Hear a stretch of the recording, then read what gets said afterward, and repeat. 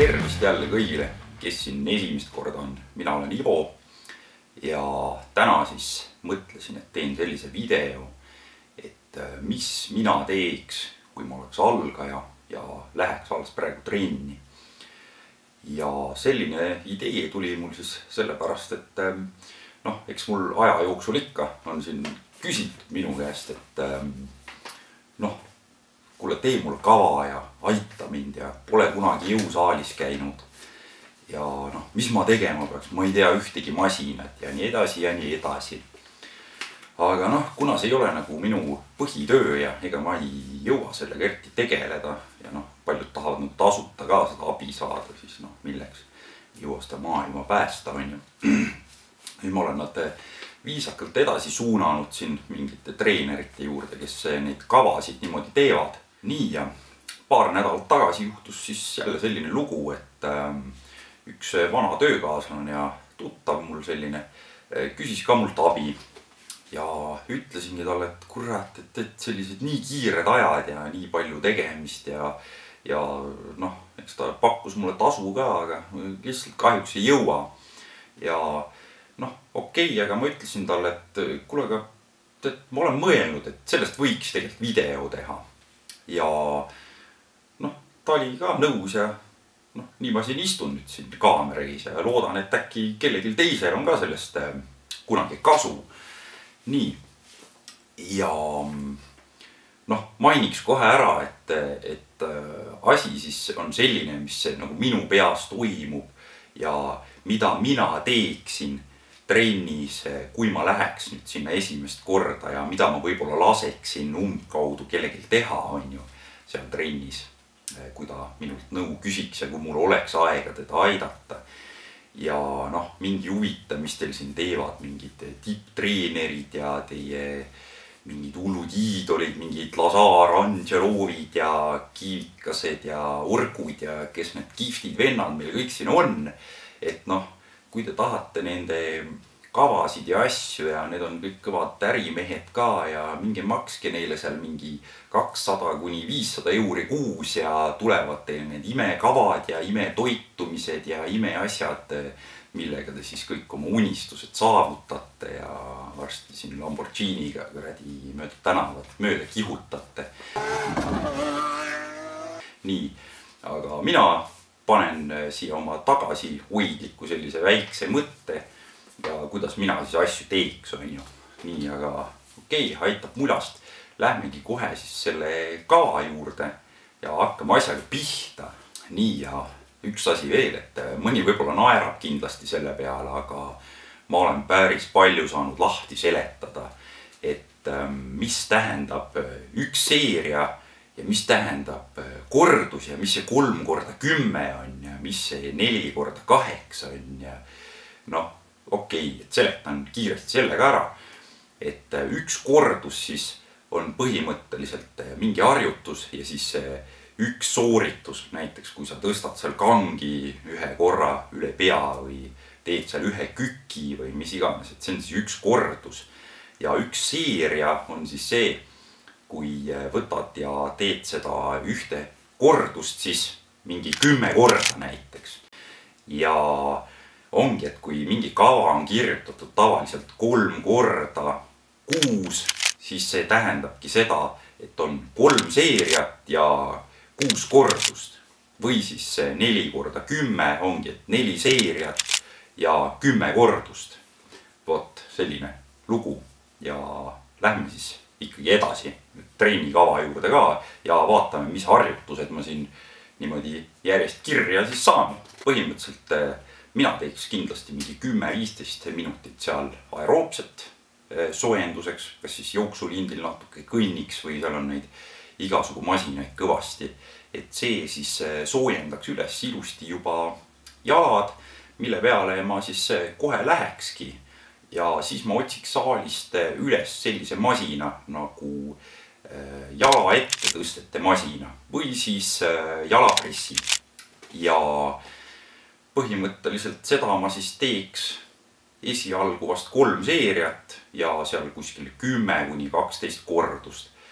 Ja see siis treenib meil ilusti jala esiosa ja tehnika koha pealt võiks ka nii palju öelda, et noh, ärge nagu vibutage seda raskust ja plokksüsteemidel, ärge laske seda plokki seal harjutuse lõpus niimoodi ühesõnaga kokku kukkuda siis.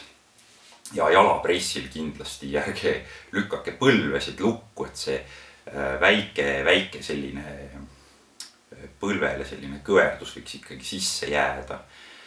Ja noh, nii ongi ja lähme edasi. Nii ja teiseks harjutuseks ma võtaks siis jala tagaosa trenasööril ja enamus siis need masinad on sellised, et oled seal kõhuli pingi peal ja siis kõverdad seda jala tagaosa. Ma panen siia kuskile klipid ka jooksma. Tegelikult mul oli idee seda saalis filmida, aga noh, vist ma ei tea, kas häälest aru on saada, aga praegu ma olen haige ja hoian ise sealt saalist eemale ja küll ma ükskord viin selle kaamera sinna saali ka jälle tagasi, et ise ka juba vaatan, et kõik videod istun siin kodus tühja nagu. Nii, aga edasi. Teine harjutus, mida veel proovida, oleks kangiga ette kummardus, et siis niimoodi, et jalad oleksid siis kitsalt niimoodi suht ja et mitte, et nad on päris sirged, aga et ka põlvedes selline väike kõverdus oleks sees. Ja see oleks siis teine harjutus, mida ma teeks jala tagaosale, aga kindlasti alustaks selle masina peal ikkagi, sest et need igasugu lahtise raskusega, vaba raskusega, vabandust, harjutused, need on nagu algul natuke võõrad. Nii, kolmandaks harjutuseks ma võtaks siis rinnalihase ja ma võtakski ilmselt hantlitega kaldpingil rinnalt surumise. Ja teine harjutus rinnale, ma sinna horisontaalpingi peale kohe ei läheks, aga võib-olla võtaks mingi trenasööri, kus saab kas lennata või suruda, et need on ka igasuguseid, et peaks leidma sealt saalist. Nii, aga kui ikkagi, paljud ikkagi tahavad jõuda sinna horisontaalpingi peale ja ega ma ei keela, aga meestel ilmselt pole probleemi seal suruda. Ja kui suures täna just sattusin sellise artikli peale ja seal oli kahjuks või õnneks kahjuks pigem oli video ka juures ja juhtus siis selline kurb lugu, et üks mees lasi endale kangi peale kukkuda ja see on täitsa värske uudis, see on mingi päev või 2 vana ja härra siis kasutas sellist haaret nagu suicide grip. Nii, see kõlab juba hästi, on ju. Mul on siin väike näidis, kangi mul ei ole, aga ma sain siis kruvikeera ja et kui te nüüd võtate millestki kinni, siis võtke ikkagi niimoodi, nagu teil käsi loodud on, vabandust, fookusest läks välja, nii. Ja suicide grip siis rinnalt surumise puhul on selline asi, et kui sa siit surud, siis kutid panevad pöidla sinna niimoodi kõrvale, nii ja toetavad, siis nad laseb veel randme nagu läbi vajuda natuke ja siis toetavad niimoodi.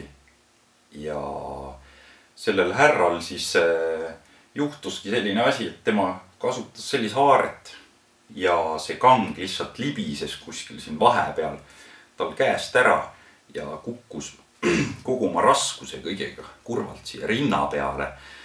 Ja ma nägin nii palju, et ta tõusis sealt püsti, tegi 2 sammu ja kukkus korralikult näoga ikkagi vastu maad. Ja uudise pealkiri oligi see, et mees suri jõusaalis rinnalt surumist tehes. Selline see jõusaali elu siis kindlasti kohe ei ole, kui neid asju seal ikkagi õigesti teha. Ja selle haarde nimi siis ütleb ka nagu kõik ära, et miks seda vist ei tasuks teha. Ja ühesõnaga, lähme 4. harjutuse juurde. Nii, ja 4. harjutuseks ma võtaks siis seljalihase ette ja ma võtaks mingi ülaselja variandi, et alaselg on veel nagu eraldi. Ja ma teekski kas siis plokil lõuatõmbed või ülevalt tõmbed ja kes jõuab või kes nii kerge on, jummal võib ju lõuga ka tõmmata, et miks mitte, aga selliseid on vähe kohe alguses. Või siis ma võtaks vastu kõhtu tõmbed plokil panen jälle mõlemad harjutused siia ilusti kuskile taha plaanile ja noh, seal on seda tehnikat ja kõike ka ilusti näha ja noh, ongi. Lähme siis edasi ja 5. harjutuseks läheks siis õlgade juurde, õlalihaste juurde. Ja mina ilmselt otsiks üles sellise õlapressimasina. Ja neid masinaid ma vaatan, et on ikka tekkinud saalidesse ja nad siin aastatega ühe paremaks muudkui on läinud, et kunagi ma mäletan mingi plokksüsteemidel ja sellised mis murdsid neid õlgasid väga halvasti ja et mulle üldse ei istunud need, aga praegu on juba ikka igasuguseid neid tulnud ja täitsa mõnusad head on ja mõndadel isegi käed liiguvad täitsa eraldi. Ja teiseks harjutuseks võib-olla ma valiks siis, kui seda masinat juhuslikult pole käepärast või noh, tahate muuta iga trenn, et ma ikkagi valiks siis sellise harjutuse nagu hantlitega kõrvale tõsted. Ja noh, tehnika koha pealt võiks öelda, et noh, katsuge seal raskusega mitte väga üle pinguta, ärge ikka teiste pärast tõstke neid asju seal, et kui mõni mees kõrval 120 kilostega teeb, no mis seal ikka, las tal minna. Et noh, ma arvan, et jah, liigne raskus seal võib natuke isegi liiga võib-olla teha. Nii ja edasi ma läheks siis sellise meeste lemmik lihasgrupi peale nagu siis biceps, jah. Ja eesti keeles on niisugune tore nimi nagu küünarvarte kõverdused kangiga. Ja noh, see on ikkagi see meie lemmikharjutus, pilt läheb ka kohe siia letti ja noh, see on niisugune hea baasharjutus bicepsile. Noh, võtta seal kas siis see tühi kang või panna natuke raskust peale ja katsetada, et kuidas siis sellega läheb, et noh, võib-olla katsuks kehaga mitte seal kalduda kuskile poole edasi-tagasi ja niimoodi, et see käsi kah ei liiguks sealt, noh, kuidas ma ütlen, külje pealt niimoodi väga palju edasi või tagasi, et käsi oleks ilusti siis külje peal.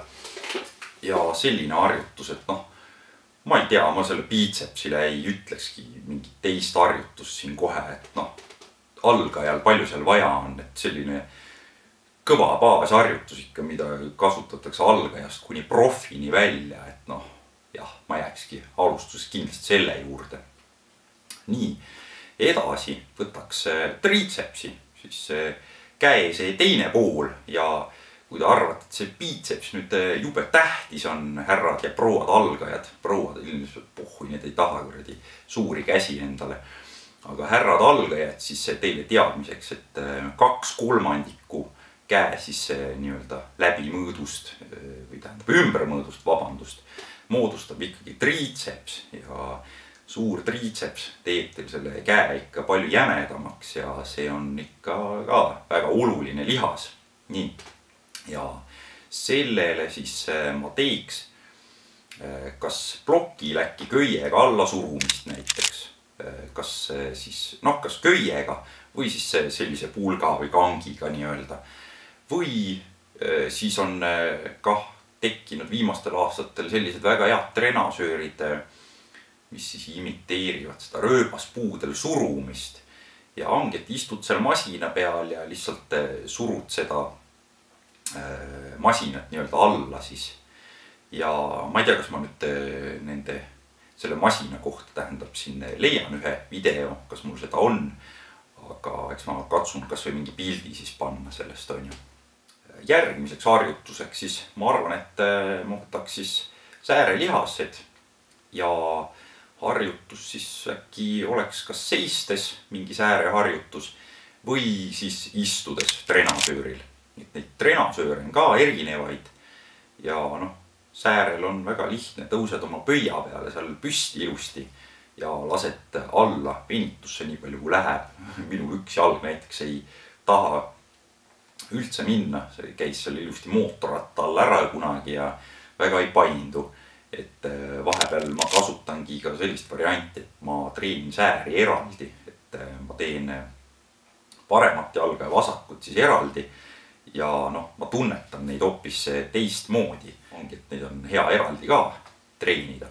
edasi ma lähen siis ilmselt kõhu peale ja noh, kõhupinke ja harjutusi, no neid on mingi miljon triljon ja noh, alguses kindlasti kõhtu ma ei teeks mingi 4 harjutust kõhtu, et nüüd sai see Ivo ette loetud kava läbi ja nüüd lähme kõhu peale ja teeme raisk pool tundi, et jah, selline, ma ei tea, kas see rõõmus või kurb lugu, aga saaks täiesti mingi 3 või 4 seeriaga hakkama ja kõhulihased on teil ikkagi seal rasvakihi all või noh, paljudel peidus ikkagi. Kes jubedalt neid kõhulihaseid tahavad, et ikkagi tehke aeroobset ja põletage ka seda rasvapussi sealt ära kõhulihaste pealt. Ja mina viimase võistluse ettevalmistusega sain kõhulihased täitsa klotsiks, tehes neid 2 korda nädalas ja siis 2 korral nädalas tegin siis 2 harjutust kummalgi päeval. Ilmselt kui veel jaksu sees on, siis üle 1 trenni või midagi sellist ma teeks alaselja pingil siis neid keretõsteid ka nii-öelda. Ja noh, sellega ma vist enam-vähem tõmbakski kokku selle kava, et sellest täiesti piisaks ja noh, ma teeks seda kuskil siis 2 või 3 korda nädalas koos selle aeroobse trenniga ja noh, täitsa hea kava minu arust ja noh, hetkel mainin veel ära, et ma olen siin haige, on ju.